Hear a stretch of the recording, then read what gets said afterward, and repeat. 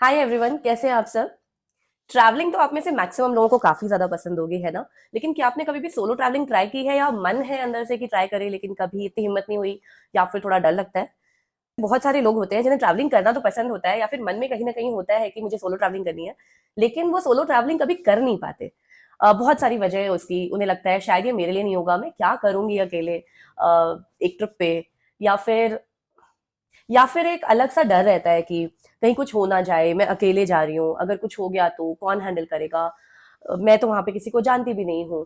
ऐसा सिर्फ लड़कियों के साथ नहीं होता है, ओके। लड़के भी ऐसा सोचते हैं, उन्हें भी लगता है कि हम अकेले जाकर के क्या करेंगे, या ये मेरे लिए नहीं होगा, मुझे तो कोई चाहिए होता है साथ में। और मैं सोलो ट्रैवलिंग से रिलेटेड इन्हीं सब चीजों के बारे में आज बात करने वाली हूँ, जिसमें मैं काफी सारी चीजें कवर करूंगी। सिर्फ यही नहीं कि हमें सोलो ट्रैवलिंग करनी चाहिए, नहीं करनी चाहिए, क्यों करनी चाहिए, किन किन चीजों का ध्यान रखना चाहिए, ये सब बातों के बारे में मैं आज बात करने वाली हूँ। और अगर आप मुझे फॉलो करते हैं अभी तक, तो आपको ये बात पता ही होगी कि मुझे सोलो ट्रैवलिंग बहुत ज्यादा पसंद है। और अपने इन ट्रैवल्स में मैं जितने भी लोगों से मिली हूँ जो कि सोलो ट्रैवलर्स थे या उस टाइम सोलो ट्रैवल कर रहे थे, उसमें कुछ रीजंस होते हैं स्पेसिफिक जो मुझे बहुत ही कॉमनली मैंने देखे हैं वहां। उसमें से सबसे बड़ा रीजन ये होता है कि किसी का या तो ब्रेकअप हो गया, या फिर कोई एक लाइफ का बहुत बड़ा टर्निंग पॉइंट आ गया, मोस्टली द सैड वन। तो they prefer to come to a solo travel to clear their head. तो मतलब इतना कुछ तो हो ही गया है लाइफ में। तो अगर तुम शायर नहीं बन सकते, नॉवल नहीं लिख सकते, तो कम से कम सोलो ट्रैवल तो कर सकते हो। काफी अच्छा तरीका है अपना गम भुलाने का, बिना किसी हैंगओवर के।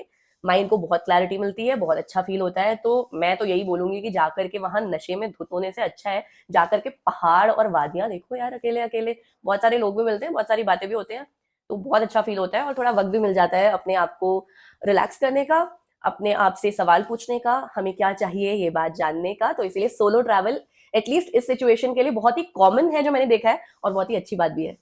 बहुत सारे लोग, स्पेशली लड़कियां जो मैंने देखा है जो कि सोलो ट्रैवल करती हैं, उनके लिए, और स्पेशली अगर ये उनका फर्स्ट टाइम है ट्रैवलिंग सोलो, तो उनके लिए सबसे बड़ा रीजन होता है इंडिपेंडेंस को फील करना।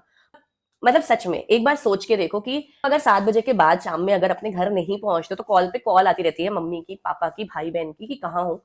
तुम्हें किसी तरीके की प्रॉब्लम ना हो, कोई तकलीफ ना हो, कोई दिक्कत ना आए, इस वजह से तुम्हारे लिए हाजिर रहते हैं तुम्हारे पापा, भैया, पति, बॉयफ्रेंड, जो भी मेल फिगर है तुम्हारे लाइफ में।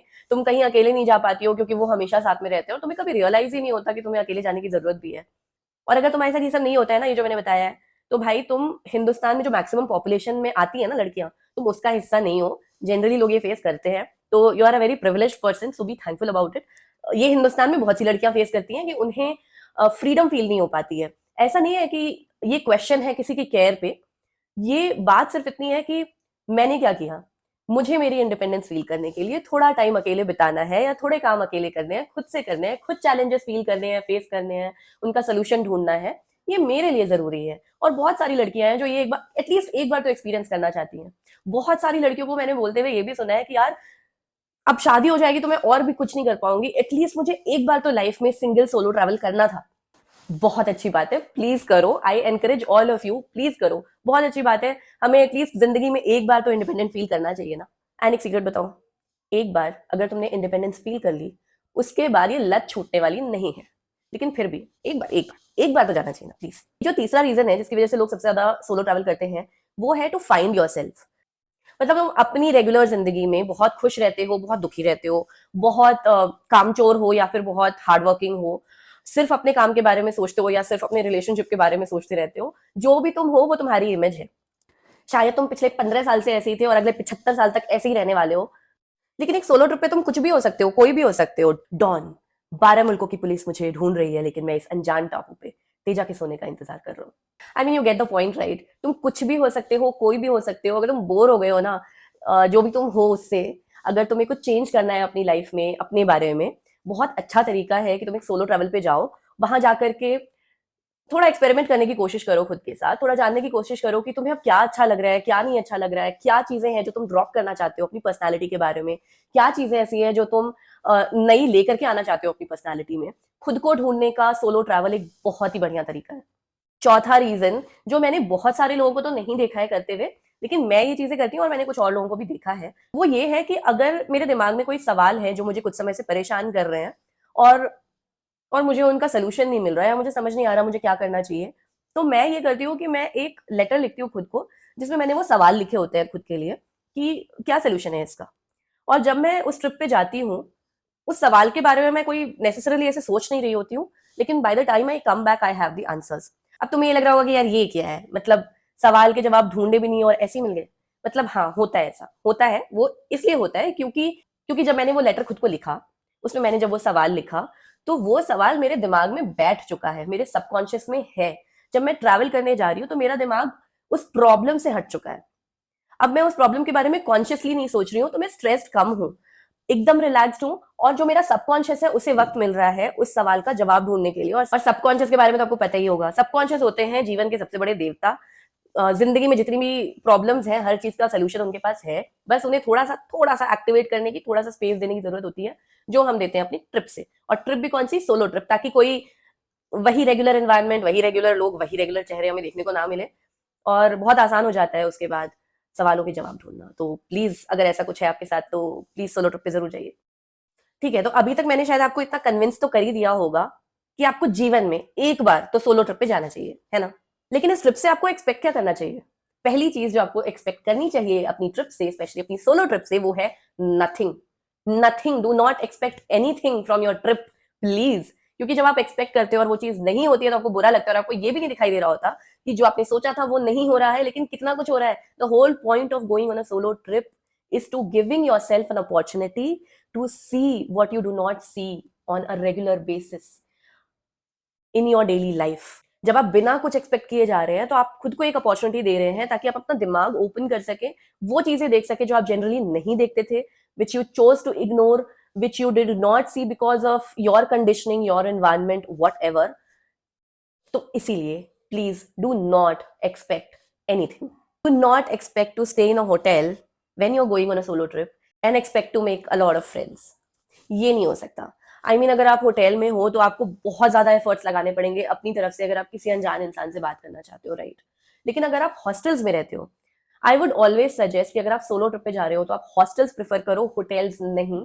क्योंकि क्योंकि हॉस्टल्स जो होते हैं ना, उनका ऑलरेडी एक इन्वायरमेंट होता है, एक वाइब होती है, और वहां पे आपके जैसे और बहुत सारे सोलो ट्रैवलर्स होते हैं। ये बहुत आसान हो जाता है कि आप लोगों से मिक्सअप करो, बहुत आसान हो जाता है कि आप नए फ्रेंड्स बना पाओ, उनसे कॉन्वर्जेशंस कर पाओ, या उनके साथ कोई प्लान बना करके, अगर आपको कहीं देखना है, कुछ आपको कहीं जाना है, कुछ देखना है, तो आप उनके साथ प्लान्स बना सकते हो। और हॉस्टल्स आपको एक बहुत ही कंफर्टेबल एनवायरनमेंट प्रोवाइड करते हैं। इसका मतलब ये है कि आप अकेले तो ट्रैवल कर रहे हो, लेकिन आप एकदम ही अकेले नहीं हो। आपके पास लोग हैं जो शायद आपके जैसे हैं, इन द सेंस कि वो भी अकेले आए हैं, वो भी उन लोगों से नहीं मिल रहे हैं जिन्हें वो जानते हैं, लेकिन हाँ, उन लोगों से मिल रहे हैं who are probably going to change their life forever। And seriously ऐसा होता है, क्योंकि जब आप सोलो ट्रैवल पे जाते हो ना, और जब आप हॉस्टल्स में रुकते हो और वहां पे जो दूसरे लोग हैं उनसे जब आप बातें करते हो, मान लो कि आपकी लाइफ में कुछ तो प्रॉब्लम हुई और आप वहां गए, जब आप लोगों से बात करते हो, उनकी बातें सुनते हो, तो आपको पता चलता है कि उनकी लाइफ में जो प्रॉब्लम है वो कितनी बड़ी है और वो कितने करेजियसली उसको हैंडल कर रहे हैं। तब आपको पहली बात तो अपनी खुद की प्रॉब्लम इतनी इतनी मतलब इतनी सी लगने लगती है, और दूसरी बात, इतना करेज आता है ना, इतनी इंस्पिरेशन मिलती है दूसरे लोगों से कि अगर वो कर सकते हैं तो यार फिर मतलब हम क्यों रो रहे हैं, हम भी कर ही लेंगे कुछ ना कुछ। और बस इतना नहीं, अगर आपको कहीं जाना है तो आपको बहुत अच्छी कंपनी मिल जाती है, कहीं कोई भी चीज, कोई भी जगह को एक्सप्लोर करने के लिए, कहीं भी घूमने के लिए। And obviously, like I said, it's not the same people that you used to live with, that you used to spend your time with. They are new people. So you can experiment with yourself. You can experiment with what you want to be with the। ये तो बात हो गई उन चीजों की जिसके बारे में आपको कुछ भी एक्सपेक्ट नहीं करना चाहिए, पर वो क्या चीजें हैं जो आपको प्रिपेयर करके निकलना चाहिए घर से, पर और वो बहुत ज्यादा जरूरी है। अब हम उसके बारे में बात करते हैं। सबसे पहले तो आप जिस भी जगह पे जा रहे हैं ना, उसके बारे में थोड़ी नॉलेज गेन कर लीजिए, थोड़ा सा पढ़ लीजिए उसके बारे में।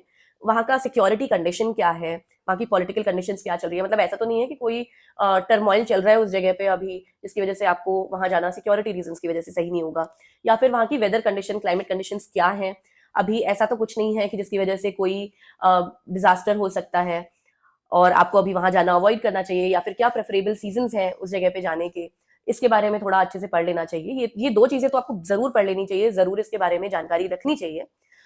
उसके अलावा वहां पे कोई मेजर स्कैम्स हैं क्या जो होते हैं टूरिस्ट के साथ, उसकी जानकारी भी आपको थोड़ी बहुत रखनी चाहिए। जो लोकल ट्रांसपोर्ट है उसके कॉस्ट क्या है, ये भी जानना बहुत जरूरी होता है, क्योंकि कई बार ऐसा होता है कि बिकॉज आप टूरिस्ट हैं, आपको उस जगह के बारे में ज्यादा पता नहीं है, रास्तों के बारे में ज्यादा पता नहीं है, तो इस वजह से जो लोकल ट्रांसपोर्ट सिस्टम होते हैं वो किसी ना किसी तरीके से आपको स्कैम करने की कोशिश कर लेते हैं। और हर जगह ऊबर यूज करना पॉसिबल नहीं होता, ऊबर या ऊबर जैसे और जो दूसरे ऐप्स हैं वो यूज करना पॉसिबल नहीं होता। तो बहुत जरूरी है कि आप इन छोटी मोटी चीजों के बारे में थोड़ी अच्छी जानकारी रख लें जाने से पहले ही। उसके अलावा ये जरूर जान लीजिए कि क्या लोकल है और क्या लोकल नहीं है। इसके लिए मैं एक एग्जाम्पल देती हूँ। जैसे बहुत सारे लोग फॉरेन से इंडिया आते हैं, इंडिया घूमने के लिए। अगर वो बैंगलोर आ रहे हैं और यहाँ पे उन्हें पश्मीना शॉल्स मिल रहे हैं, जो कि ऑलमोस्ट हर एम्पोरियम हर दुकान में होते हैं, इस केस में बैंगलोर में कश्मीरी पश्मीना शॉल अगर आप लेने की कोशिश कर रहे हैं तो पहली बात तो क्वेश्चन आता है ऑथेंटिसिटी पे, कि वो ऑथेंटिक है भी या नहीं। उसका तरीका जानने का यूजुअली टूरिस्ट के पास नहीं होता है। ठीक है, ऊपर से जो प्राइसेस होते हैं, अगर मान लीजिए आपको जेन्युइन प्रोडक्ट मिल भी रहा है तो भी जो प्राइसेस होते हैं वो प्राइसेस का बहुत ज्यादा डिफरेंस हो सकता है। तीसरी बात ये है कि आप जिस जगह पे गए हैं, आप वहां से अगर कुछ, आप जिस जगह पे गए हैं जनरली आप वहां से वहां का कोई सामान लेकर के आना चाहेंगे। कहीं और का तो आपको कहीं भी मिल जाएगा। कहीं और का अगर वो सामान वहां पर रखा हुआ है तो मुझे नहीं लगता कि अगर आप किसी जगह पे जा रहे हैं, अनलेस आपको उसकी जरूरत ना हो, आप नहीं चाहेंगे कि आप एज अ सोवेनियर अगर कुछ लेकर के आ रहे हैं तो वो वहां का ना हो। मतलब अगर आप गोवा जा रहे हैं तो आप कश्मीर का फ्रिज मैग्नेट तो लेकर के नहीं आने वाले, राइट? तो बस दैट्स द पॉइंट। उसके अलावा आपको उस जगह के बारे में एक कुछ मस्ट एक्सपीरियंस चीजें होती हैं, उसके बारे में जरूर जान लीजिए। लाइक अगर आप कैपेडोकिया जा रहे हैं तो आपको आपके दिमाग में ऑलरेडी होगा cave hotels, hot air balloons, right? तो इसी तरीके से आप जिस भी जगह पे जा रहे हैं उस चीज के बारे में ये पता होना चाहिए कि हाँ, ये काम तो मुझे यहाँ जाकर के करना ही करना है। Now that we have already talked about कि हमें क्या चीजें प्रिपेयर करनी चाहिए, देयर इज वन थिंग जो हमें बिल्कुल भी प्रिपेयर नहीं करनी चाहिए, और वो है एक रिजिड इटनरी। हाँ, ऑफ कोर्स आप ये प्रिपेयर कर लीजिए कि आप क्या देखना चाहते हैं, क्या करना चाहते हैं, कौन सी चीजें एक्सपीरियंस करना चाहते हैं, लेकिन एक रिजिड इटनरी मत बनाइए। अगर आप सोलो ट्रैवल कर रहे हैं तो let your self lose a little, थोड़ा एक्सप्लोर करिए। क्या पता जो आपने सोचा था उससे कुछ बहुत अलग आप करके आए, but that's how it's suppose to be. अगर आप एक बहुत ही रिजिड इटनरी बना करके चलेंगे तो आपको पहले से पता होगा कि आप एग्जैक्टली किस टाइम पे क्या करने वाले हैं, क्या देखने वाले हैं, कब वापस आने वाले हैं, कब खाने वाले हैं। इतना रिजिड होने की क्या जरूरत है। आप बस आपको बस ये पता होना चाहिए कि क्या चीजें हैं जो आप वहां पे एक्सपीरियंस करना चाहते हैं। अगर उसके अलावा आपको और कुछ मिल जाता है तो बी फ्लेक्सिबल इनफ कि आप अपने इटनरी को अकॉर्डिंगली चेंज कर सकें। या फिर जिन दूसरे लोगों से आप मिल रहे हैं उनके साथ थोड़ा सा वक्त बिता करके उनसे आपको जो समझ में आता है कि वो क्या करना चाहते हैं, क्यों करना चाहते हैं, अगर आपको वो ज्यादा इंटरेस्टिंग लगता है तो give yourself the opportunity to experience all of that also. तो ये तो थी वो सारी बकबक जो मुझे सोलो ट्रैवल के बारे में करनी थी, लेकिन ये वीडियो यहीं खत्म नहीं होता है। मैं एक बार बनारस गई थी again for a solo trip, और वहां पे मैं किसी से मिली थी एंड उनसे मैंने रिक्वेस्ट किया था कि can you please give me a 30-second video to share your experience of solo travelling. Coming up next is what she has to say about solo travelling. मैं मिलती हूँ आपसे अगले हफ्ते, तब तक के लिए bye bye. So, traveling alone led to a lot of learning. And if someone asked me today that would you still choose to travel alone, I would say a big yes, because I really want to learn new things. I really want to experience those things that are very spontaneous. So, more than anything, traveling solo is something which shaped me mentally and made me much more fearless. And yes, a lot of learning, and I would suggest everyone to travel solo.